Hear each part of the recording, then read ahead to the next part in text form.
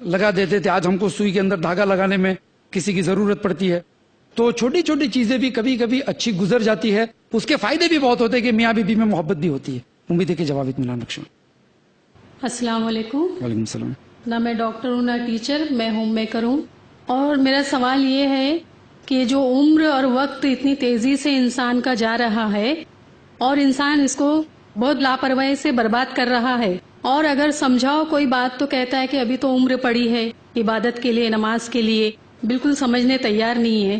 تو بھائی کچھ ایسا جواب دیجئے کہ یہاں پر جتنے بھی لوگ بیٹھے ہیں سن رہے ہیں، ابھی اس وقت اثر ہو جائے اور میں بھی کسی کو سمجھا سکوں کہ یہ جو وقت اور عمر جا رہی ہے اور لاپرواہی سے برباد کر رہے ہیں اور ہم کو پتا بھی نہیں ہے کہ ابھی کتنا بچا ہے.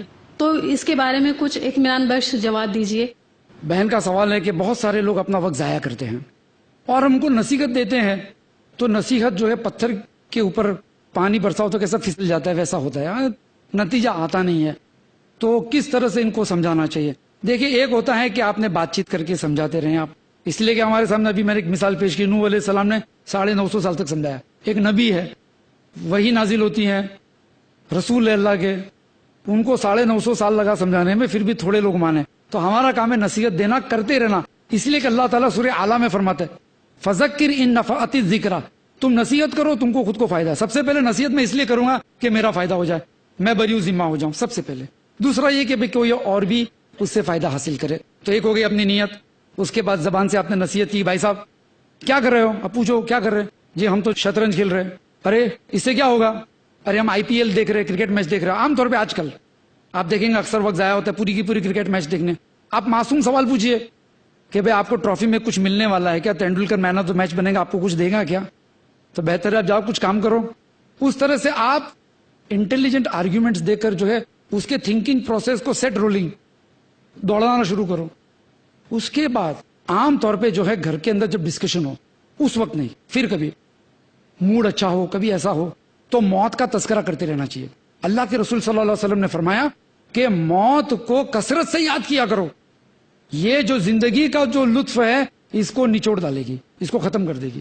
تو اگر آپ کو لگتا ہے کہ بھئی کوئی رشتہ دار ہے یا ہم میں سے کوئی بھائی ایسی چیز میں مبتلا ہے جس سے وہ نکلنا چاہتا ہے کہ یار ٹائم ویسٹ ہو رہا ہے میرا، لیکن عادت سی بن گئی ہے، تو موت کے بارے میں کتابیں پڑھیں، حدیثیں پڑھیں، قبرستان کی زیارت کیجیے. آپ جائیے، آپ دیکھیے کہ ایک دن مجھے بھی یہاں آنا ہے.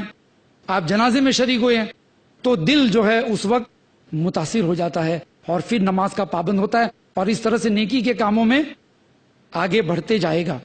ساتھ ہی ساتھ ایک اور چیز ہے کہ آدمی ایک دوسرے کا تعاون بھی کر سکتا ہے، ایک دوسرے کا کہ بھئی چلو کیا کام کر رہے ہو، چلو میں آپ کا تعاون کر دیتا ہوں. اس طرح سے آپ سمجھائیے کہ جی آئیے بیٹھیے ذرا کچھ کام ہے. اس طرح سے آدمی اگر فارغ بیٹھا ہے تو آپ اس کو کام دیجئے. اگر آپ سینئر ہے تو یہ نہیں کہ بیٹا جو ہے باپ کو کہے گا 80 سال کا، ابا جی آپ چلے تھوڑا سا بھاجی چھیلنے میں مدد کیجئے. اس طرح سے کام نہیں ہوتا ہے. مطلب کہ آپ ان کو مصروف رکھیے ذہنی طور پر، اور اس کے بعد دعا کیجئے ان کے لیے. ہمارے اندر جو دعا کا سلسلہ ختم ہوتا جا رہا ہے، بہت کم پڑھتے لوگ دعا.